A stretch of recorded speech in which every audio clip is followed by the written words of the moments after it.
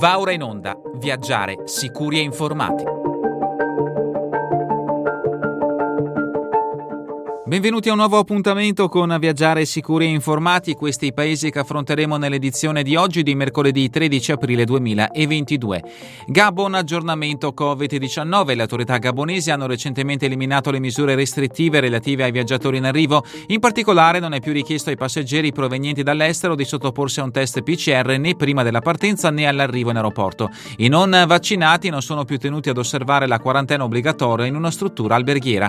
Si segnala tuttavia che le autorità gabonesi al momento non emettono visto per turismo in Gabon e che il sistema di richiesta di visto online è soggetto a limitazioni e a malfunzionamenti. Si suggerisce pertanto di sollecitare con largo anticipo l'interessamento dei privati o delle imprese invitanti residenti in Gabon presso le competenti autorità di immigrazione.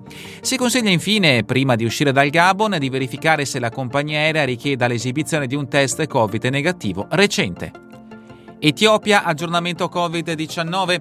Al fine di contenere la diffusione del Covid-19 in Etiopia, le autorità federali etiopiche hanno progressivamente deliberato una serie di misure restrittive volte a regolamentare molteplici ambiti di attività pubblica e sociale, circolazione in luoghi e su mezzi pubblici, attività lavorative, scuole, casistica in caso di sintomatologia o positività, al fine di favorire il rispetto di pratiche di contenimento del Covid-19, tra cui l'uso di dispositivi di protezione individuale obbligatori in tutti i luoghi al di fuori del proprio domicilio e distanziamento sociale.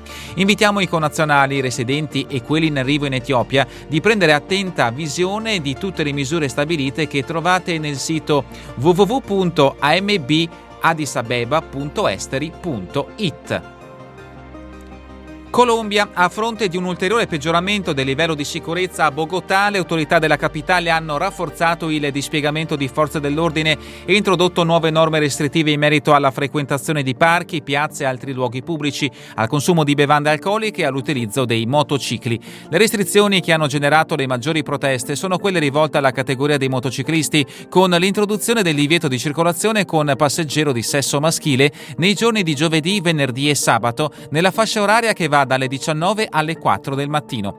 Tale misure entreranno in vigore dal 21 aprile 2022 e saranno valide per il momento fino al 30 giugno 2022 con possibilità di proroga. Con questo paese è davvero tutto per Viaggiare sicuri e informati. Vi ricordo che le notizie sono tratte dal sito viaggiaresicuri.it e sono aggiornate alla data odierna, ovvero mercoledì 13 aprile 2022. A voi tutti un buon proseguimento di giornata in compagnia come sempre di Radio ABM, la web radio dell'Associazione Bellunesi nel Mondo. Avete ascoltato Viaggiare sicuri e informati.